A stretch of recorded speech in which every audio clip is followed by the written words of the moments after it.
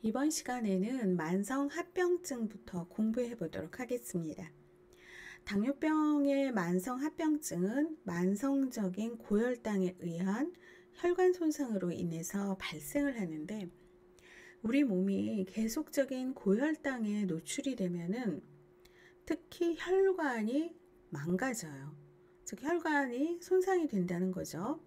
그래서 만성합병증을 크게 혈관병증, 신경병증, 감염증, 족부병변으로 나누는데, 특히 여기에서 혈관병증은 당뇨병 관련 사망을 일으키는 주된 원인으로서 세부적으로 마크로엔지오패시, 대혈관병증, 마이크로엔지오패시, 미세혈관병증으로 나누게 됩니다. 신경병증 같은 경우에는 말초신경병증, 자율신경병증, 뇌신경병증으로 분류를 할 수가 있죠. 그러면 대혈관병증 보면 당뇨 환자에게서 매우 흔한 질환이에요. 대혈관과 중간 크기의 혈관에서 잘 발생을 하고, 대혈관 합병증에는 심혈관, 뇌혈관, 말초혈관 질환이 포함이 되죠. 여자 당뇨 환자 같은 경우에는 심혈관 질환의 위험이 4에서 6배 증가를 해요.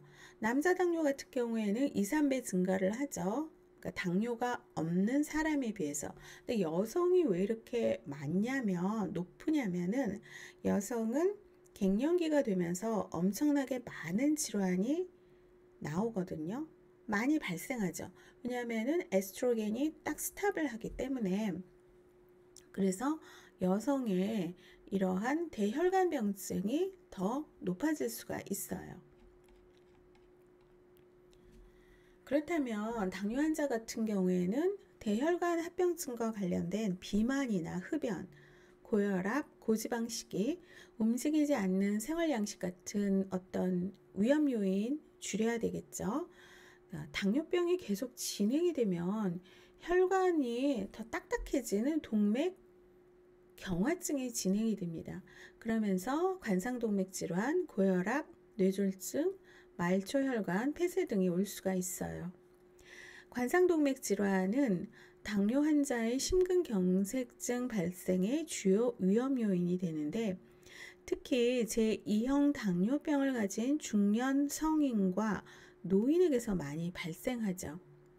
제2형 당뇨 환자의 사망을 일으키는 가장 흔한 요인이 되면서, 이 관상동맥 질환이 있는 당뇨 환자는 40에서 60%가 결국 그 질환으로 사망하게 됩니다. 자, 고혈압도 당뇨병의 흔한 합병증이죠. 당뇨병 환자의 한 75% 정도에서 발생을 합니다. 심혈관 질환과 망막증이나 신기능 장애와 같은 미세혈관 합병증의 주요 위험 요인이 된다는 거죠. 당뇨 환자는 고지혈증과 고혈압을 흔히 동반하고 동맥 경화증의 진행을 촉진시킵니다. 따라서 혈당 조절뿐만 아니라 혈중 지질과 혈압을 정상화시키면 대혈관 합병증의 발생을 감소시킬 수 있습니다.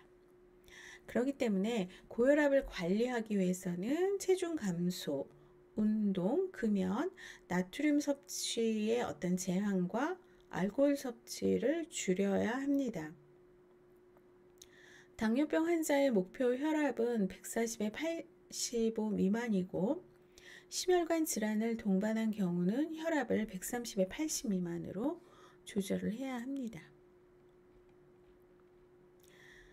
자, 당뇨병의 만성합병증에서 혈관 변화와 신경병증으로 크게 나뉘고, 혈관 변화에서는 대혈관병증, 그 다음에 말초혈관병증, 또 미세혈관 질환, 콩팥병증으로 크게 나눕니다.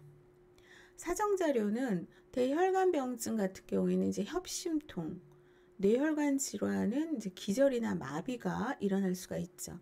특히 말초혈관병증은 간헐적인 파행증이 나타나요. 인터미턴트 클라우디케이션이라고 할 수가 있죠. 미세혈관 질환 같은 경우에 질병이 진행되면 시력 상실이 오는 망막증이 일어나고, 콩팥병증은 수분이 축적이 되면서 굉장히 피로감을 느끼죠. 그러면서 저혈당 빈도를 이제 증가시킵니다.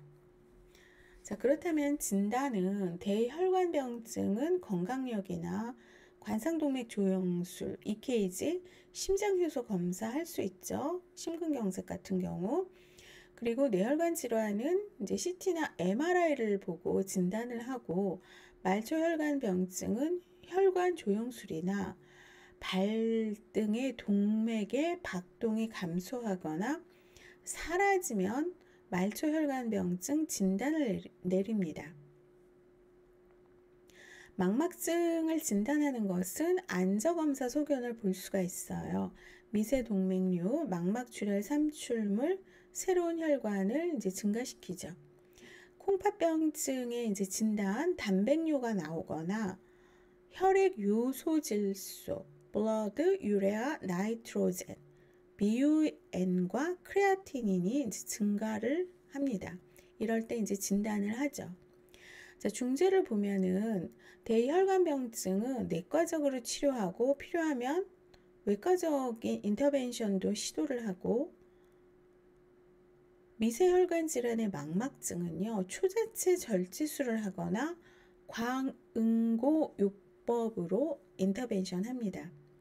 그렇다면 키드니 쪽에는 자, 혈액투석하고 복막투석을 해야 돼요. 이게 안 되면은 뭐 이제 콩팥 이식을 해야겠죠. 예방을 보면 혈당을 거의 정상 수준으로 계속 조절을 하고, 혈압을 조절을 할 때 이뇨제를 사용하게 될 경우 저칼륨 상태라면 고혈당을 더 악화시킬 수가 있으니까 이 부분을 잘 옵저베이션 해야 됩니다. 콜레스테롤과 포화지방산이 낮은 식사를 하면서 아스피린이라든가 페르산틴, 티클로피딘을 먼저 투여하는 경우도 있어요. 금연은 당연해야 되고, 규칙적인 운동 프로그램을 시행하고 매일 발을 관찰하고 조기에 간호를 해야 돼요. 이거는 이제 말초혈관 병증을 예방하기 위해서 해야 되고, 망막증을 예방하기 위해서는 정상로는 6개월에서 1년마다 검진하고 고혈압 조절하고 고혈당을 조절해야 되죠. 요로개와 콩팥이 감염이 되면 즉시 강력한 인터벤션을 해야 되면서 이제 저단백 식이로 다이어트를 컨트롤합니다. 그 다음에 신경병증에 말초신경병증과 자율신경병증으로 크게 나누는데, 말초신경병증은 하지에 무감각이 오고 저리는 감, 통증, 자율신경병증은 위 내용물이 늦게 비워져서 오심이나 구토 및 복부 불편감, 설사나 변비, 요정체 및 실금, 발한이 감소가 되죠. 그렇다면 자율신경병증에서는 기저를 하게 되면 이게 기립성 저혈압 진단을 받고, 남성과 여성에게서 어떤 성기능 장애가 나올 수가 있어요. 그래서 발기불능, 여성은 질이 이제 건조해집니다. 말초신경병증의 치료를 보면 사망계 항우울제인 펜톡시필린을 투여를 하는데, 이거를 다른 말로 이제 트렌탈이라고 하죠. 식전에 자율신경병증은 식전에 메토글로프라미드를 하루에 3에서 4회 투여합니다. 그리고 크레데 및 다른 방법으로 바울 트레이닝, 방광을 훈련시키고 자가도뇨, 또 기립성 저혈압을 치료하기 위해서 스타킹으로 지지를 해주는 경우가 많이 있고, 남성이 발기불능이다 그러면 필요하면 음경에 보철을 적용을 하는데, 이것도 어떤 감염의 위험이 될 수가 있기 때문에 참 신중하게 해야 되죠. 자, 이렇게 해서 표로 한번 이렇게 정리를 한번 해봤습니다. 자, 이번 강의는 여기서 마치도록 하겠습니다.